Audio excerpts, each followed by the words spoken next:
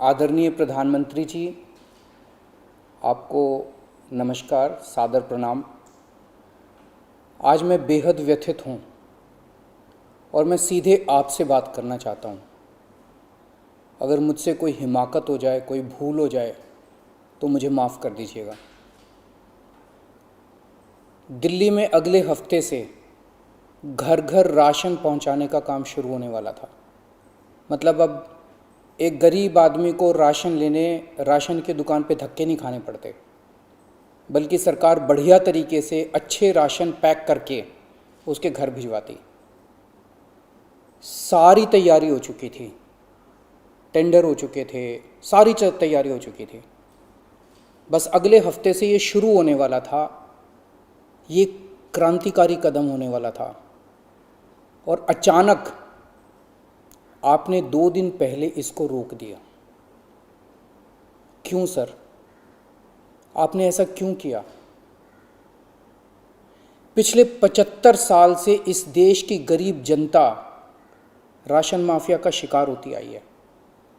पिछले 75 सालों से हर महीने फाइलों में जनता के नाम का राशन जारी होता है, पर उनको मिलता नहीं है।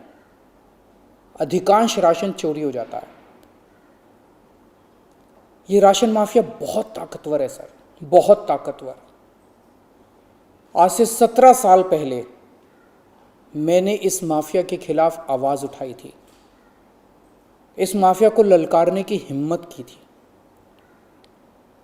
तब मैं दिल्ली की झुग्गियों में, एक एनजीओ में काम किया करता था। उन झुग्गियों में गरीबों को उनका राशन नहीं मिलता था, उनका राशन चोरी हो जाता था। तब हमने हिम्मत की गरीब लोगों को उनका राशन दिलवाने की। नतीजन हम पर 7 बार खतरनाक हमले हुए और एक बार तो इन लोगों ने हमारी एक बहन का गला काट दिया, लेकिन भगवान के दया से वो बच गई उस वक्त। तब मैंने कसम खाई थी कि इस व्यवस्था को अपने जीवन में कभी ना कभी जरूर ठीक करूंगा। तब तो दूर दूर तक सपने में भी नहीं सोचा था कि एक दिन दिल्ली का सीएम बन जाऊंगा। पर कहते हैं ना कि जब आप निस्वार्थ भाव से कोई संकल्प करते हैं तो ऊपर वाला भी अपने तरीके से आपका संकल्प पूरा करने में मदद करता है। इस ब्रह्मांड की सारी शक्तियां आपकी मदद करती हैं। इस राशन माफिया के तार बहुत ऊपर तक हैं सर। 75 साल में आज तक कोई सरकार इस माफिया को खत्म करने की हिम्मत नहीं कर पाई। दिल्ली में पहली बार एक सरकार आई है जिसने ये हिम्मत दिखाई है। अगर ये घर घर राशन व्यवस्था लागू हो जाती ना सर, ये राशन माफिया खत्म हो जाता। पर देखिए ये राशन माफिया कितना ताकतवर निकला। दिल्ली में ये योजना अगले हफ्ते से लागू होने वाली थी और 1 हफ्ता पहले इन्होंने इसको खारिज करवा दिया।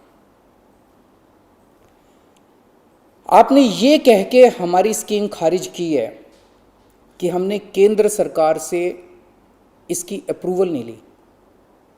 ये गलत है सर। हमने एक बार नहीं, 5 बार आपकी अप्रूवल ली है। ये रही सारी चिट्ठियां। केंद्र सरकार को हमने इतने सारे खत लिख के बताया कि हम ये योजना दिल्ली में लागू करने जा रहे हैं। कानूनन हमें दिल्ली में ये स्कीम लागू करने के लिए केंद्र सरकार की कोई अप्रूवल लेने की जरूरत नहीं है। कानूनन इस स्कीम को लागू करने के लिए राज्य सरकार पूरी तरह से सक्षम है। लेकिन हम केंद्र सरकार के साथ किसी तरह का कोई विवाद नहीं चाहते थे, इसलिए हमने एक बार नहीं 5 बार आपका अप्रूवल लिया है सर। मार्च के महीने में हमारी योजना पे आपकी सरकार ने कुछ आपत्तियां लगाई, हमने आपके सारे ऑब्जेक्शन पूरे कर दिए। जैसे हमने इस योजना का नाम मुख्यमंत्री घर घर राशन योजना रखा था। आपने ऑब्जेक्शन लगाया कि हम इस योजना का नाम मुख्यमंत्री के नाम से नहीं रख सकते। हमारा मकसद अपना नाम चमकाने का नहीं था, हमारा एक ही मकसद था किसी भी तरह से ये स्कीम लागू हो और गरीबों को उनका राशन मिलने लगे। हमने आपकी बात मान ली, हमने स्कीम से नाम ही हटा दिया, और भी आपने जितने ऑब्जेक्शंस किए हमने सारे मान लिए। इस सब के बावजूद भी आप कहते हो हमने आपकी अप्रूवल नहीं ली। और कैसे अप्रूवल लेते हैं सर? अब और कैसे अप्रूवल लें? इस सब के बाद भी आपने ये स्कीम खारिज कर दी, क्यों सर? लोग पूछ रहे हैं, अगर इस देश में पिज्जा की होम डिलीवरी हो सकती है, बर्गर की होम डिलीवरी हो सकती है, स्मार्टफोन और कपड़ों की भी होम डिलीवरी हो सकती है, तो फिर गरीबों के घरों में राशन की होम डिलीवरी क्यों नहीं होनी चाहिए? सारा देश जानना चाहता है आपने ये स्कीम खारिज क्यों की सर? आपने ये भी लिखा है कि चूंकि राशन दुकानदारों ने दिल्ली हाई कोर्ट में इस योजना के खिलाफ केस कर रखा है, इसलिए ये स्कीम खारिज की जा रही है। इस बात पे आप स्कीम कैसे खारिज कर सकते हैं? ये राशन दुकानदार इस योजना के खिलाफ हाई कोर्ट से स्टे लेने गए थे, हाई कोर्ट ने इन्हें स्टे देने से मना कर दिया। जब हाई कोर्ट ने इन्हें स्टे नहीं दिया तो आपने इस स्कीम पे स्टे कैसे लगा दिया? आपको इन राशन वालों से इतनी हमदर्दी क्यों है? अगर आप राशन माफिया के साथ खड़े होंगे सर, तो इस देश के गरीब लोगों के साथ कौन खड़ा होगा? दिल्ली के उन 70 लाख गरीब लोगों का क्या होगा जिनका हर महीने ये राशन माफिया राशन चोरी कर लेता है? उन 20 लाख गरीब परिवारों की कौन सुनेगा?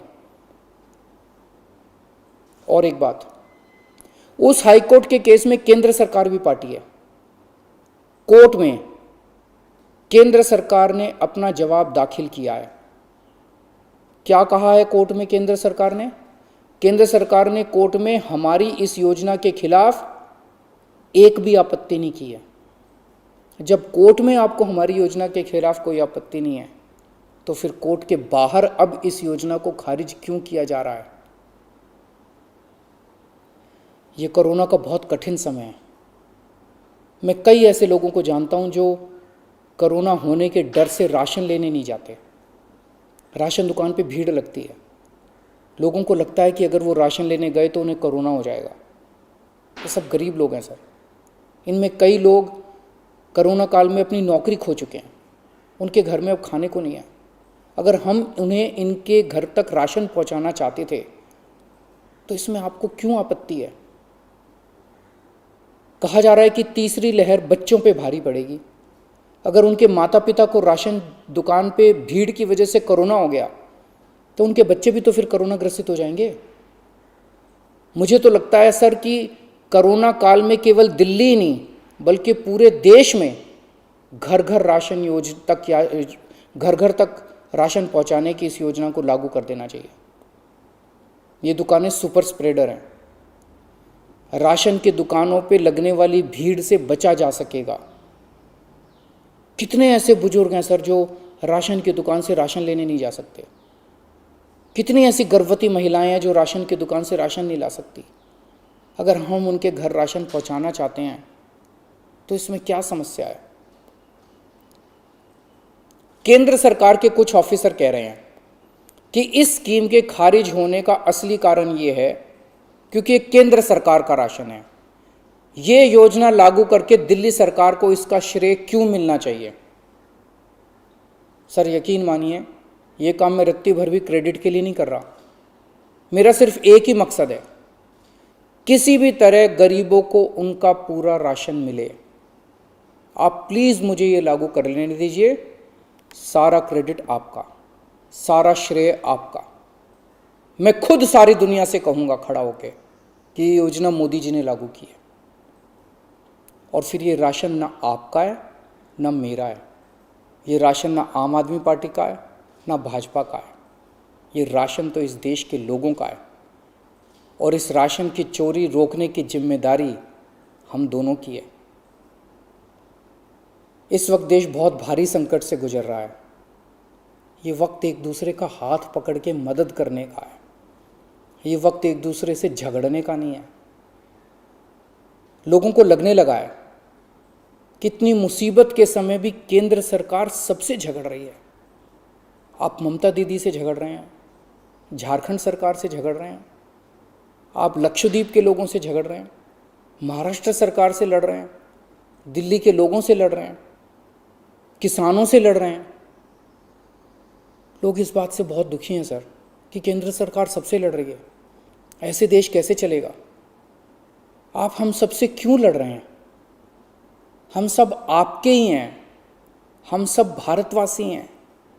ऐसे में हम सब आपस में लड़ेंगे तो कोरोना से कैसे जीतेंगे? हमें आपस में नहीं लड़ना, हम सबको मिलके कोरोना से लड़ना है। कल सब लोग अखबारों की ये हेडलाइन पढ़ना चाहते हैं, मोदी जी ने दिल्ली सरकार के साथ मिलके दिल्ली के हर गरीब के घर राशन पहुंचाया। ये पढ़ना चाहते हैं लोग टीवी चैनलों पे ये ब्रेकिंग न्यूज़ देखना चाहते हैं कि मोदी जी और केजरीवाल ने मिलके दिल्ली के लोगों के, गरीब लोगों के घरों तक राशन पहुंचाया। लोग ये खबर पढ़ना चाहते हैं सर, लोग ये खबर सुनना चाहते हैं। लोग ये नहीं सुनना चाहते कि केंद्र सरकार ने फिर से दिल्ली सरकार से झगड़ा कर लिया, कि केंद्र सरकार ने फिर से दिल्ली सरकार की एक और अच्छी योजना पर रोक लगा दी। मैं हाथ जोड़ के दिल्ली के 70 लाख गरीब लोगों की ओर से आपसे विनती करता हूं, सर प्लीज़ इस योजना को मत रोकिए। ये राष्ट्रहित में है, इसे होने दीजिए। आज तक राष्ट्रहित के सभी कामों में मैंने आपका साथ दिया। मैंने हमेशा कहा है कि राष्ट्रहित के किसी भी काम में राजनीति नहीं होनी चाहिए। अगर कोई विपक्षी पार्टी की सरकार भी राष्ट्रहित में कोई काम करती है, हम उसका साथ देते हैं। राष्ट्रहित के इस काम में आप भी हमारा साथ दीजिए सर। अभी तक की सरकारों ने देश के गरीब लोगों को 75 साल तक राशन की लाइन में खड़ा रखा। इन्हें और अगले 75 साल राशन की लाइनों में खड़ा मत कीजिए सर, नहीं तो ये लोग मुझे और आपको कभी माफ़ नहीं करेंगे।